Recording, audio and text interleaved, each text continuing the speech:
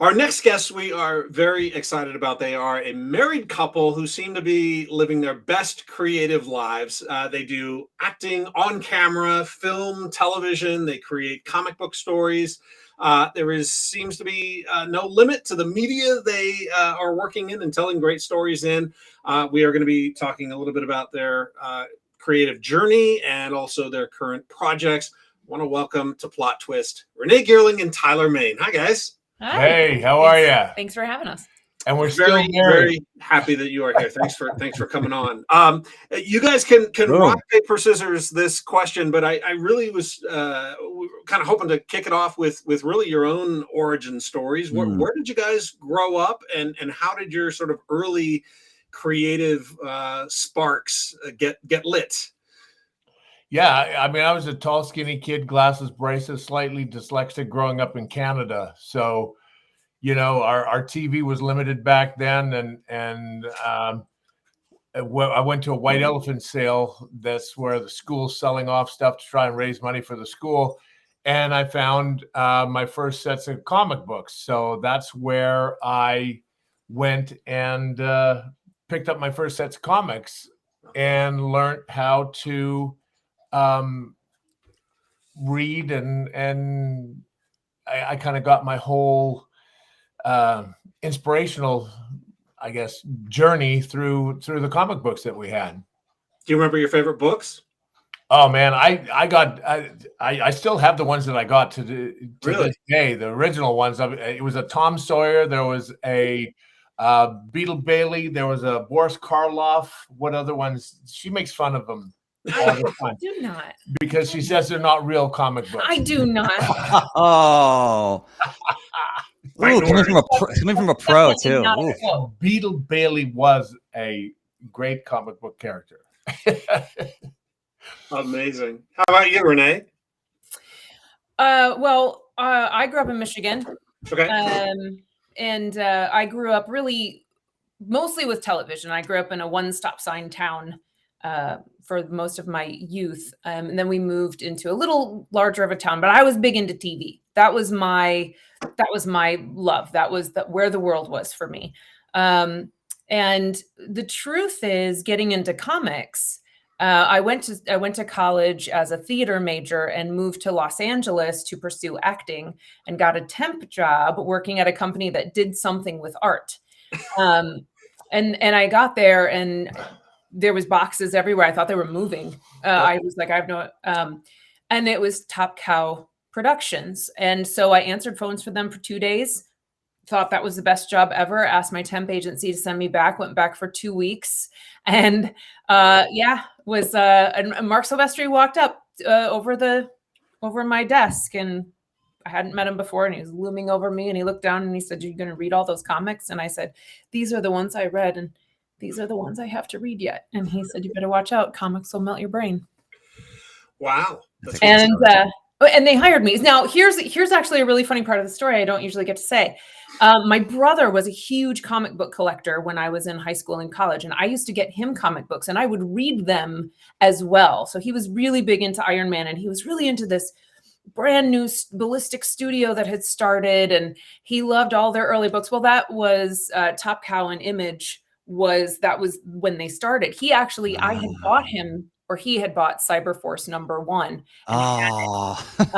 So this whole thing was already, I knew it, but I didn't know I knew it. And so you spent how many years at Top Cow then? 10 years. 10 years. Okay. And became editor in chief, right? Is that right? Yeah. Yep. It's a lifetime in comics. It really is. It's a lifetime in comics. Yeah. Yeah. It's funny because so many of the people that people have decades and decades and decades. And I love to follow their careers. I'm so proud of, we had no idea how young we were then, right? Like it was like, well, I'm 24 years old. I'm like super adult. And now you look back and you go, the talent that I was surrounded with, like I had no concept of what Mark Silvestri used to call it, lightning in a bottle. But really that's what it was. Like what an amazing experience it was, because, I sort of ended up there and loved it. I loved the people. was really, I fell in love with the studio. I fell in love with the stories they were telling and the art they were coming up with, and it blew my mind. So to get to be a part of that was amazing, and I didn't even know how amazing it was. It's always, I feel like that's always the case, right? Like in those like younger days. I mean, which brings me to Tyler, because comic book origins, which is pretty amazing. Because I was surprised by that when you said you know, reading comics when you were younger. And I think a lot of kids, I know I learned to read by doing comics. Like I had a little bit of dyslexia as well, and I remember I still remember it was like a Fantastic Four comic, my first one I got, that helped me, and that's what got me into it. But how did you find your way into, you know, obviously, actually both of you, how did you find your way into performing and getting down that road? I know you guys both have the most interesting journeys, and I feel like we're now sounding like broken records, what we keep telling guests, but I guess that makes sense, that you guys are made for what this program's all about, which is really finding your passion and excelling at it. And I'd love to hear that beginning and that origin too. Yeah, well, I mean, the thing with me with the comic books is my imagination would take over. You know, if I was having trouble with the words, I could look at the pictures and create the stories and just imagine what was going on in my head. And that all translated to what I'm doing now, you know, to help me get to where I am. But, you know, I would sit on a Saturday and I would watch professional wrestling and go, I'm going to do that someday. And then I would watch movies and TV, and then it'd all end with The Wonderful World of Disney Thursday or Sunday night. Right. And then I had to go back to school. So I was like, oh man, I hate to go back to school. But I said, I'm going to do this someday. I'm going to wrestle professionally and then hopefully transition and become an actor. And luckily, that has been my journey, you know? So you Renee's like, look at this. There you go. Stud muffin. That guy. How old were you in that photo? Oh gosh, I don't even know. How old was I? Probably 23, 24. Wow. Okay. So you, and correct me if I'm wrong, you moved to Calgary as a teen and start getting into wrestling and training. I'm sort of curious if the comics, the stories were sort of in the back of your mind as you started to form a persona and the storytelling element of that. Was that front of mind and the back of mind? Yeah, I mean, it all helped build, you know, I mean, my first kind of gimmick, I guess it was, I kind of looked like a spaceman or something. I had the big puffy collar and it was blue with the white. Okay. You remember that one? And so Well, yeah, I mean, it helped my. Were you Thor for 1 second? I was Thor for a little bit. You were Skywalker, weren't you? Skywalker, yeah. And then Skywalker Nitron, and yeah, and then Big Sky, and yeah. So I mean, it's been a very interesting journey. His first and with film wrestling, was there's no limit to the imagination with wrestling too. Right, exactly. You know, you're creating the character, you're living the character, and living the gimmick. And actually, like she said, my first film that I did was a Mexican wrestling movie. And when I did that, I realized, hey, you know, I want to do this because I'm not getting dropped on my head. They're feeding me well and paying me. So I'm going to transition into the film. And, you know, I slowly worked my way towards that. And when I did X-Men, I hung up my wrestling boots. No kidding. I will say, though, I do want to call out, Tyler also had a housing company where he built homes.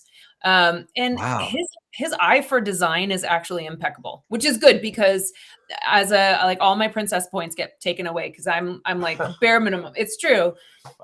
Tyler is really big into interior design and layout of stuff like that. And I love it because I let my Viking Martha Stewart take care of everything. That's amazing. That's great. But he has an amazing eye for design. Where do you think you get that? I guess just the imagination that I built over the years with the creativity and seeing things. You know, it's like we got this house here, and I built these walls. I got 2.5 ton of stonework down here with archways and stuff. It's just I just figure stuff out, and then I go wild, and I'm going to create it and come up with something. He's definitely makes me nervous sometimes because he's like, I have this idea for a project, and I'm like, and when he gets in the middle of it, it never, right? It always gets worse before it gets better. But I'm always really, really impressed. So it's gotten to the point where now I kind of trust him. But in the beginning of our relationship, there were definitely moments where he wanted to do the red leather wall. Yeah. And I came home and there was fire engine red on my dining room wall, and I had to put a heart attack. I was like, no, don't worry. Ended up beautiful. It wasn't done. It was partially through. And that's the thing. It's like nowadays I start all these projects and they're partially done because I'm so busy doing other things. So it's like, but yeah. That's great. I love that. It sounds like my wife minus the I trust her part, because I still if she ever says like, oh, I have an idea, I'm like, oh, what is it now? Like, what are we doing? Yeah, I'd love to talk. I mean, we got to talk about X-Men because obviously, not harping on it too much, because obviously I know how you have such a litany. I got to pull this up real quick. You have such a litany of cool characters you've played. Where is that photo that I have? This is the problem with, I mean, just visually stunning. And you've got to play some amazing characters. How was that? Like, because I feel like, well, I think with the wrestling background, it's not too much of a turn, but it's such a really amazing role, an iconic movie, iconic role, and you just like embodied the character from the get. I mean, that's just such like no one. I mean, I remember talking to Hugh at the Logan premiere, and he told me about basically his agent being like, "This movie's gonna bomb, and just be prepared to be at the back of the line when it bombs. You're gonna have to work your way up again." And literally, I think about it, like everything is so expertly cast, and you included, and it's just such like it really got this whole thing going. It really did, and it's amazing. I'd love to hear about that experience because you just fit in that role perfectly. It's I mean, that just kicked it all off again. I was originally, they were looking at me for stunts, and I have no stunt really training except for the fight training through the wrestling, and the martial arts that I did. And I was talking to the stunt coordinator. He says, how are you with like 120-foot decelerators? And I'm like, I had no idea at the time what the hell that was, but I'm like, you're not going to drop me 120 feet. Everything. Please. Yeah. But I'm like, well, maybe, because I didn't want to lose the job, right? And somehow my picture with that long hair and the Fu Manchu from the wrestling went across Bryan Singer's desk, and he says, I want to see him for Sabretooth. And I went and did all my research, and I went and got my stack of comic books from the local comic book shop and just started looking at my comics. I can do that. I got this. Let's go. And I went and got the fake teeth and got the polygrip, put the teeth in, went in to see Bryan Singer, and it was an interesting experience to say the least. I had these fake teeth in, feeling like a real idiot, so to speak. And I remember the door was open. There was this kid sitting on the side of on the arm of the couch typing away. And I said, I'm here to see Mr. Singer. And he doesn't even look up. He just puts his hand up. He goes like, I'm like, what the? Probably typed for another 30 seconds or so. And then he looks up and he goes, I'm Bryan Singer and you're Sabretooth. Oh, nice. And so that was basically, how I got the job. He did, he yeah. Were you living in LA at this point? Yeah, I was in LA. Okay. Yeah. So I'd love to know at what point you two met, but Renae, how about you? Because you were still, I think, at Top Cow when you got your first acting job, right? America's Most Wanted, is that right? Oh, is that right? Am I right? The deep cuts. Wow. Clayton is like an expert. I mean, is second to none with this. That is true. And Well, that kicked off a number of roles. So how did you sort of make that transition? well, it was Tyler. Really, I moved to Los Angeles once I got into when they offered me a full-time job at Top Cow. My initial response was, "I'll do it for a couple years, and then I'll pay off my college debts, and then I'll go back to acting." Yeah. And 10 years later, they're still there. But when I started dating Tyler, and he found out that I had the acting bug, if you will, he was very supportive, and he was like, "Well, if you love to do it, take a class." It's my most glamorous roles. If you love to do it, take a class. And I was like, "Oh, well, I couldn't be an actor because then I'd be starving." And he was like, "Whoa, take a class."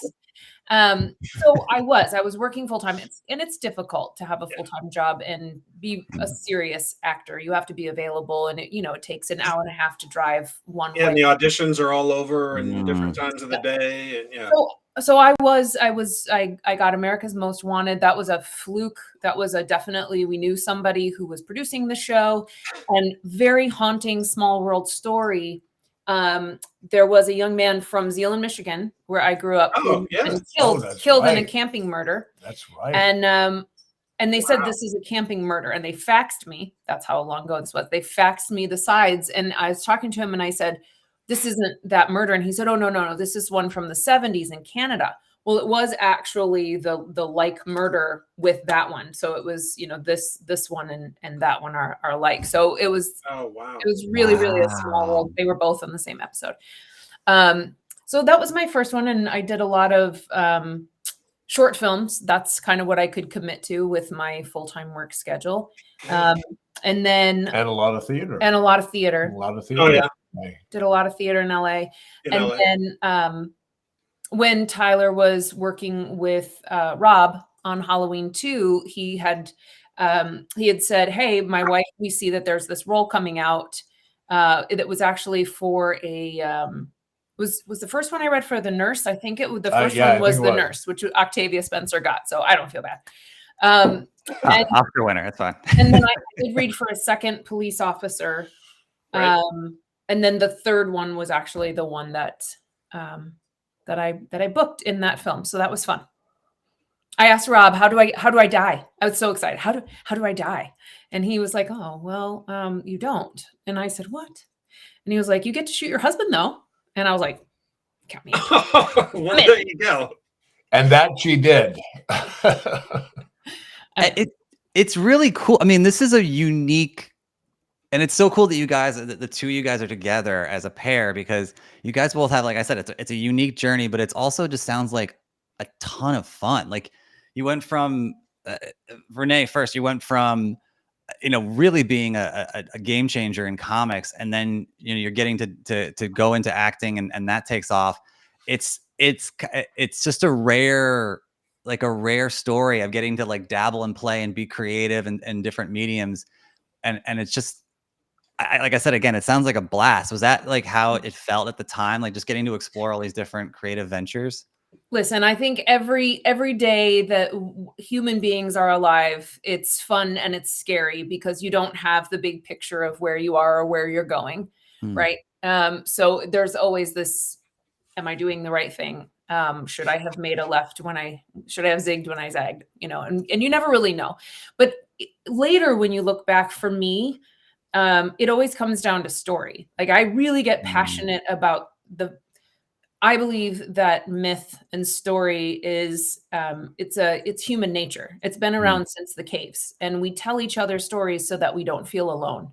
So, and I had somebody comment to me at one point where he said, "You feel like you left your calling when you went into comics." It sounds like, but he said, "But what is comics if not modern myth?" You're still telling stories. This is still all about making people feel like they're not alone. And so that really is what I dig into. That's what I love about it. That's awesome.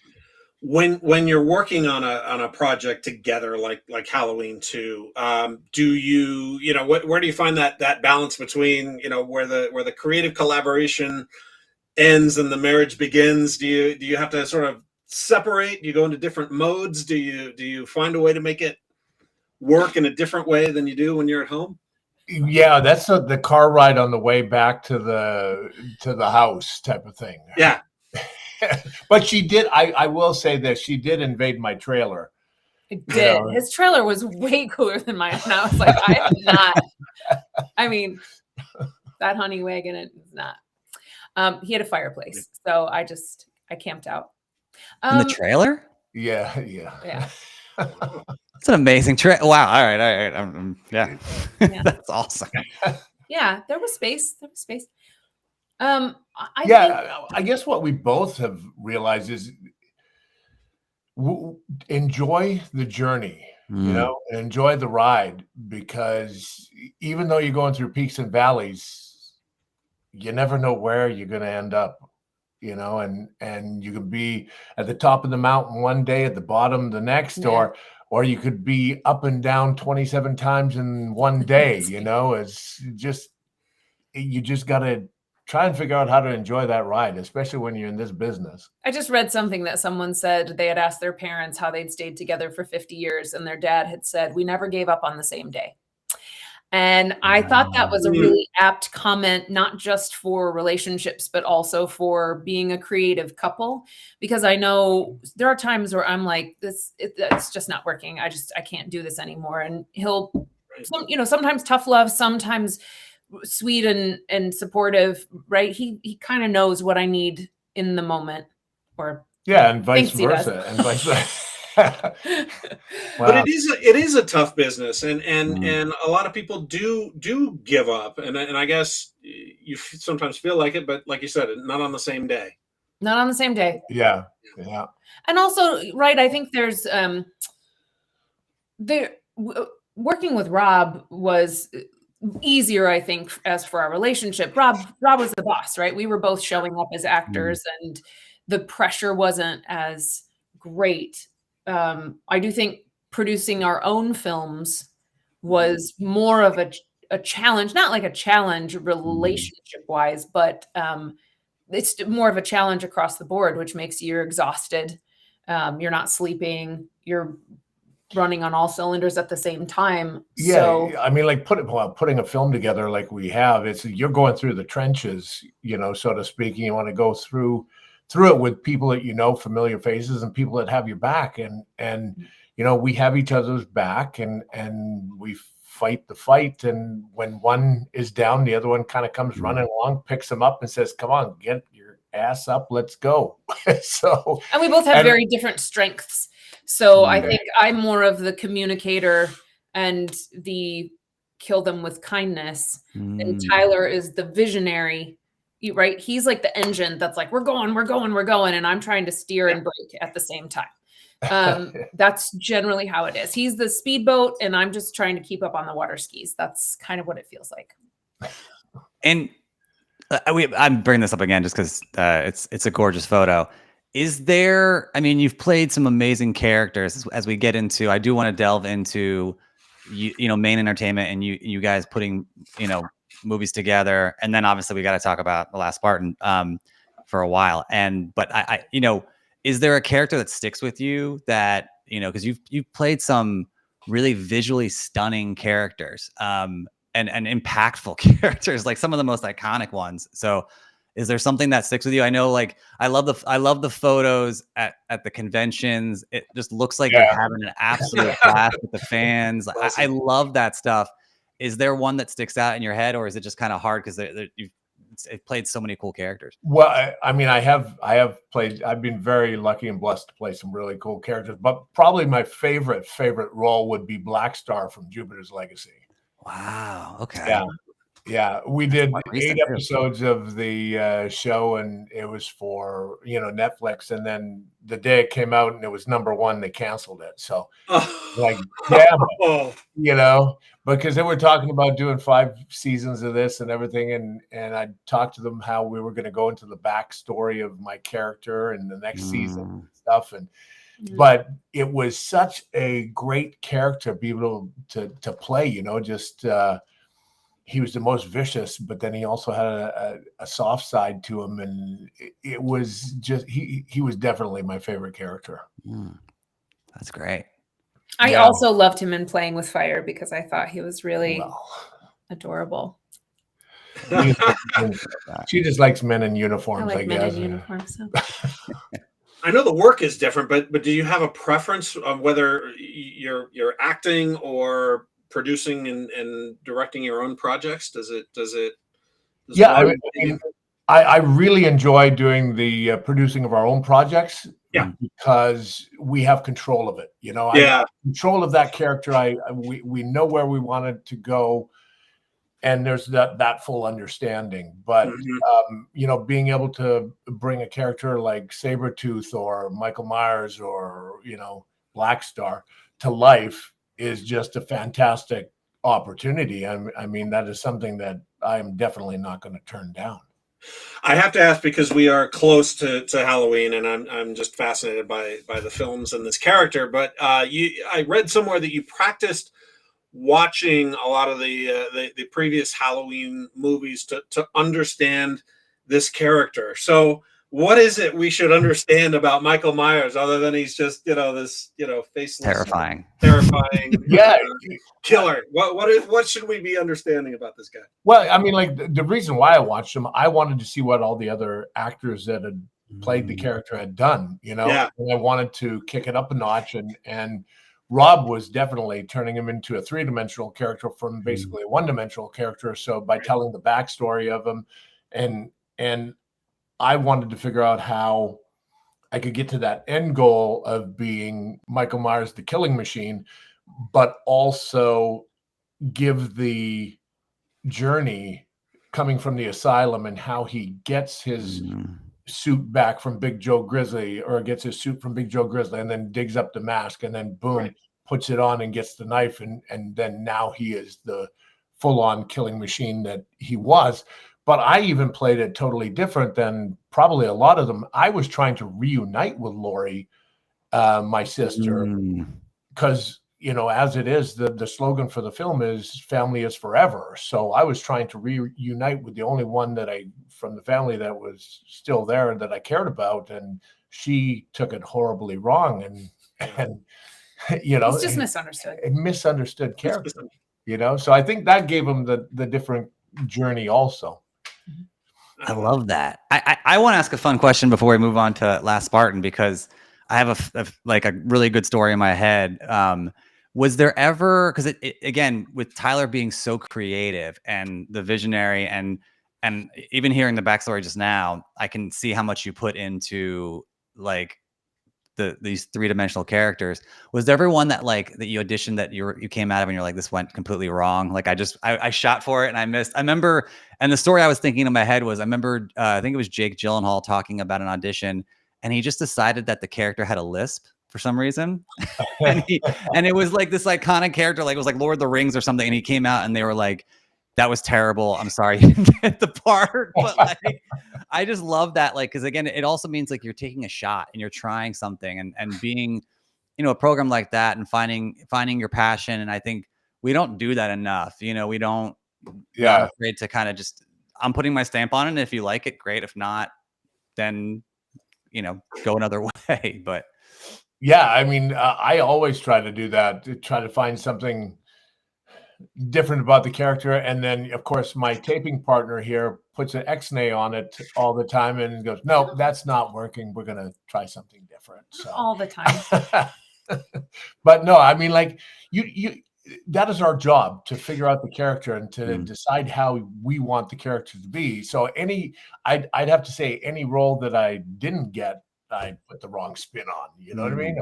But being, you know, being a producer ourselves, we realized before I was a producer, I was like, oh man, I'd get so bummed about not getting the role, or because I tried so hard or whatever, or, you know, and then when you are a producer and you realize, hey, there's 1,200 people auditioning for one role, and it's like the Highlander, there can only be one. Right. It's like, damn, you know, and trying so to pick hard that person. Yeah. Is very, very tough. Yeah. You know, so it is, you're trying to create an ensemble cast, you're trying to figure out who works with who, and all kinds of stuff. So I get it, you know, it's I it is what it is. I think in recent years, now that we've been living in Atlanta, when you're self-taping from home, you don't get the feedback in the room. So I think if you really missed it, you'll never know. You'll never know what they were looking for unless they call you to give you a redirect, which is very rare. Back in the day, Well, in you LA, never really get. I've gotten redirects before. Well, that's good. Yeah. Awesome. For me, it's just, oh, thanks for coming. You know, you're 7 feet tall. Get the hell out of here. When the two of you are producing, trying to bring to life a film project, do you find that over time that the technology, the software available, that the process of getting it done is a little cheaper or easier to do, and now you just have to make the decision to go out and do it? Has the overall process of getting out there and doing it yourself gotten easier over the years? Well, I think the technical aspect of it definitely has gotten easier, but that word is difficult. Is it? Yeah. Can more people have access to it and do it now that we're not, cutting film and having to worry about canisters of film? Yes. Can anybody make a film on their iPhone? Yes. But while that may make it easier, the flip side is that actually makes it harder to do something that people are going to care about, because now you really have to tell a story. You really have to understand the composition, how the shots work, how the rhythm of it goes, and everything has to kind of align, or be something so completely novel, which is difficult. Right. That suddenly you just hit the right people. And I mean, there's a million great films that get made that nobody ever sees because there's not a PR budget behind them. There's not the right person, didn't get into the hands of the right person. Right. And there's so much noise out there. I mean, everybody is making content, and it's hard to get seen and heard through the noise. I know. I hate that word, don't you? I know. Yeah. So yes, it's easier, but no harder. Right. And that's kind of what we always say about the film industry, is just when you think you're kind of getting a handle on it, everything changes. So you always feel like you're trying to figure out where things are going, right? Yeah. Because makes sense. It changes so fast. Makes sense.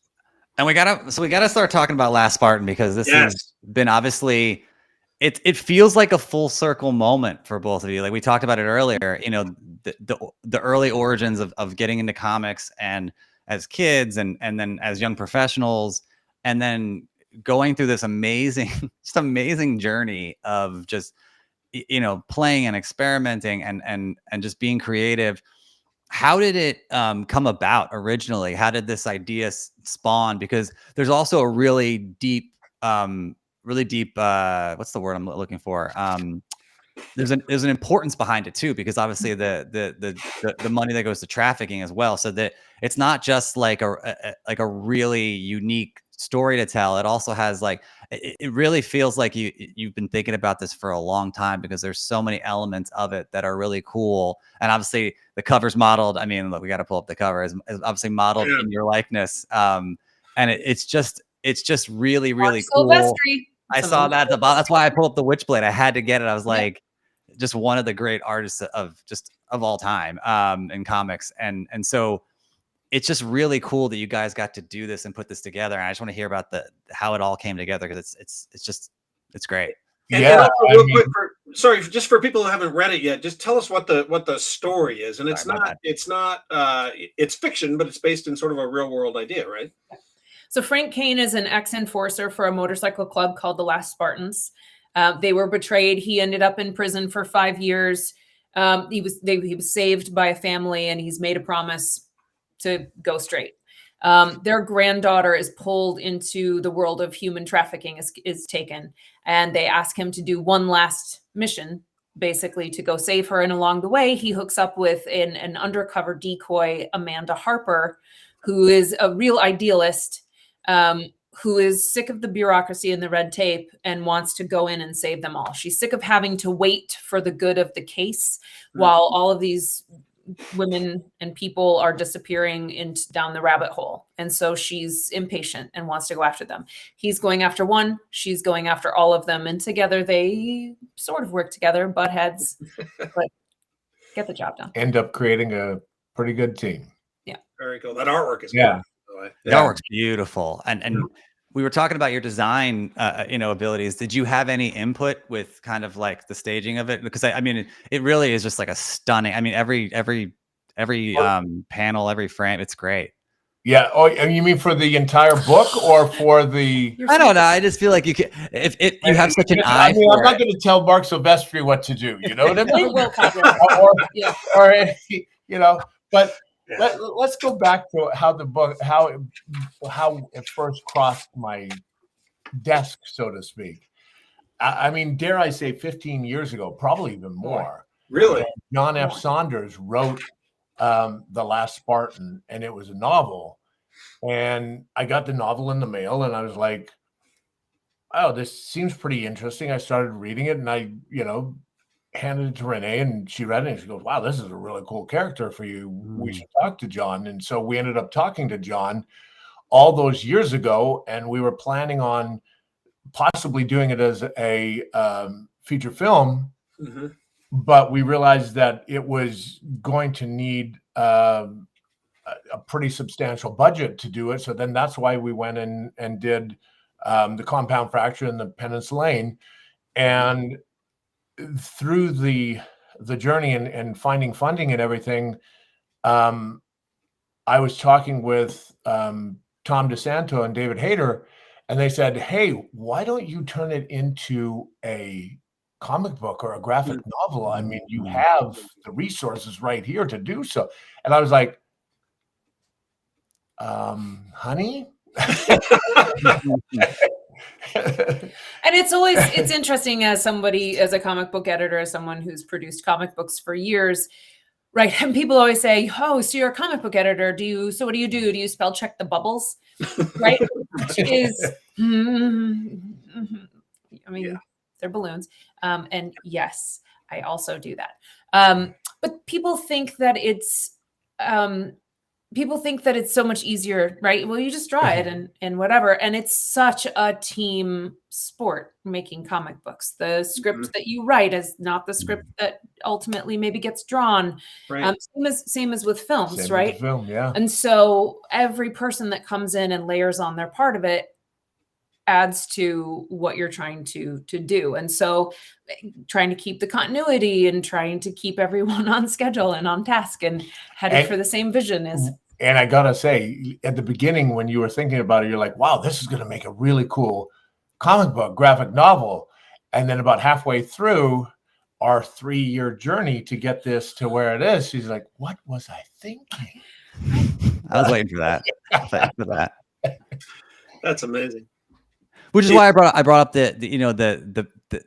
I assumed it took a while because, like I said, it does feel like there's a lot of thought and a lot of planning put into it, because it's not, you see a lot of like layered. Yeah, it's well, I mean, the novel was Frank Kane going to save the girl, and we needed to bring it handful. We needed to bring it into modern day time. And doing the research also about the human trafficking. In the ensuing years, things like Taken had come out. So it felt, right, even though it predated Taken, it still at that point felt like it was derivative of, which was not true. And Tyler also really wanted to build out the world more. And it didn't have things like cell phones and modern technology in it, which is a huge part of human trafficking. So that was something else. And so when we brought Christopher Priest in and we started adding characters like Amanda and the whole agency and the whole group that's trafficking women, and we made them this huge multi-level international group, the story got massive. And then that became the difficulty, is like it took a really long time to build it out and get it to where we wanted it. And then all of a sudden it was 160 pages long and we didn't have the budget for that. So then we had to start editing down for space. And that was a whole nother process. And you mentioned world building, which we took, me and Clayton talk up a lot about that, especially these day and age. I think a lot of content and a lot of media, whether it's print or online or movies or TV, is really about world building and delving into different pockets of that world and that universe. I think where my next question is going to be. Could this lead to more, stories that kind of off-put from this world? Because I feel like that's always fun to delve into. There's always. What am I saying? Yeah, you created the world. Do you want to play in it more? Yeah. I mean, the whole thing is to create a franchise to keep raising awareness. Yeah. We also have our next issue written, and the art is being drawn right now. That is going to be released beginning of February next year. Beginning of next year. He keeps trying to lock me into a date, and I'm like, what have we learned so far? What we have learned is that we do not put dates until we are done. Until we are done. Okay, I'm sorry. Yeah. But we do have the next issue. He kept saying 2026, and I was like, yes, definitely 2026. And then he started saying early 2026, and I was like, we can go. He just tried to lock me into February. You heard it here first. Yeah. I mean, it's, as an actor, and as you want it to come. Did I mention he's the pusher and I'm the brakes? But publishing can take a while, though. I know that. It can take a while. The whole process has been a eye-opening experience and a learning experience for me, because the scripts are different, and the layouts are different, from the page layouts to this is the panels.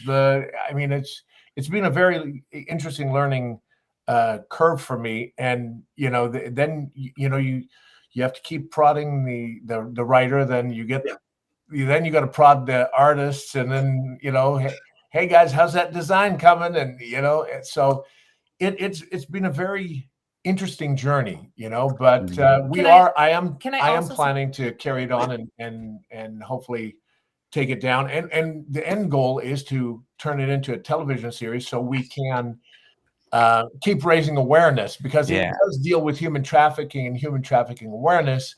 Mm-hmm. And through our research, we have teamed up with deliverfund.org, an organization that develops technology for law enforcement to help catch the assholes, I call them. But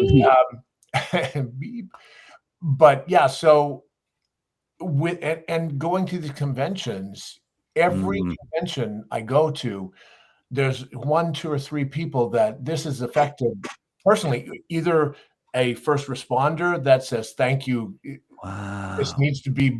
awareness needs to be brought to this, or I'm talking to people that have known victims or have family members that were just about victims. So it is a very serious thing, and through our research creating this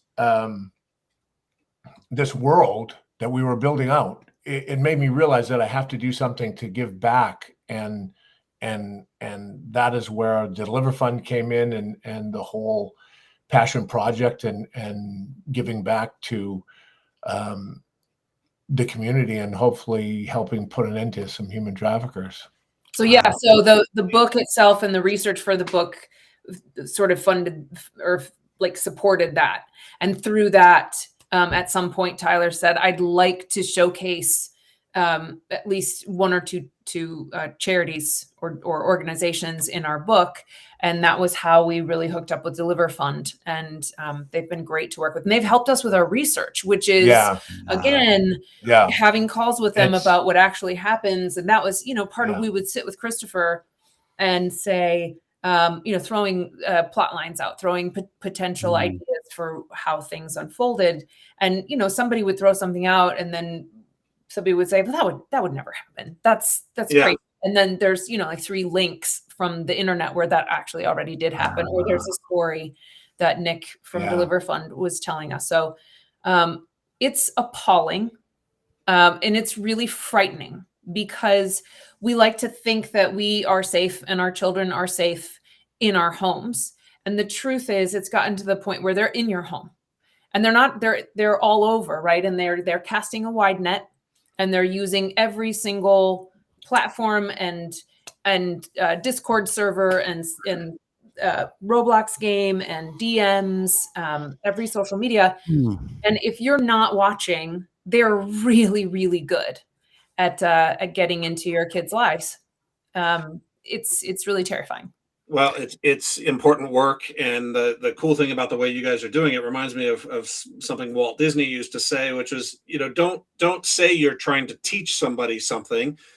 Put it in an entertaining, build it into an entertaining story, and people will learn even though they don't know they're really learning. So it's really great. Look, I know we're running up against the clock here, so as you sort of think about your creative legacy, I'd like to sort of curious from both of you. Is there a as you think back on where you are today and how you got there, was there a plot twist somewhere in your lives that led you to where that you can think back on that you remember, or something that led you to where you are today? Wow. I would have to say every role that I've done, people, I've talked to other actors, they go, oh, this one's going to change your life. I've never really had a role like that. I'm sure some people have, but it's all building to the next, to the next, to the next. It's like when I did X-Men, and then, the other roles, and then Troy, and then the Halloween, and it was funny. Like, I mean, even a little thing like the cameo I did in Joe Dirt, people are like, oh man, that was you. It all just kind of piles on top of each other to get you to where you are today, and now we have our own production company, and we're putting out graphic novels now, and hopefully raising awareness for a great cause, and opening people's eyes to hopefully protect some people and help them stay safe. And I was in the 7th grade. No, actually, I was a freshman. I was a freshman in high school, and I had been on the volleyball team in 7th grade. I didn't make it in the 8th grade, and after the 8th grade, I went to summer camp, and I was like, I am gonna make this volleyball team. My best friends were all on the team. I did have interest in doing theater, but all my friends were on the volleyball, so that's all that mattered to me. Yeah. I was the only girl cut. They were short one uniform. So rather than buy a new uniform, I must have been really bad. Yes. That's harsh. Jeez. Said, that I had all the skills. I just couldn't put them together fast enough on the court. But I was really good at the skills, but I couldn't put them together fast enough on the court. And so I have a memory of seeing the list and seeing that my name wasn't on it, being very upset because it was very important to me. But honestly, in that moment going, well, I guess it's theater, and turning around and walking literally across the hallway to the theater to sign up for the show. See, and that changed your life. And that's my plot twist. Nowadays, everybody, and all of us, And it's amazing. It's amazing that you didn't, like, I'm saying this from experience, because I would have been stewing. They always say, like, if you look at memes and whatever, they're like, oh, you didn't have a bad day, you just had a bad 15 minutes and you kept dragging it on. That's me. So like I would have foregone the theater. I would have went home. I would have like stewed and been like, this is ridiculous. It's incredible that you had that like maturity at that age to. Yeah. And I'm just going to say right here, like full disclosure, that's not typical of me to be that, even probably today, that mature. So here's the even funnier part. I forgot about that. My mom reminded me of it a few years ago. And she was like, well, because you were the only one who got cut. And I was like, oh, that did happen. Thanks, Mom. Thanks, Mom. Things you try to block out. But I really can trace everything else back to that moment.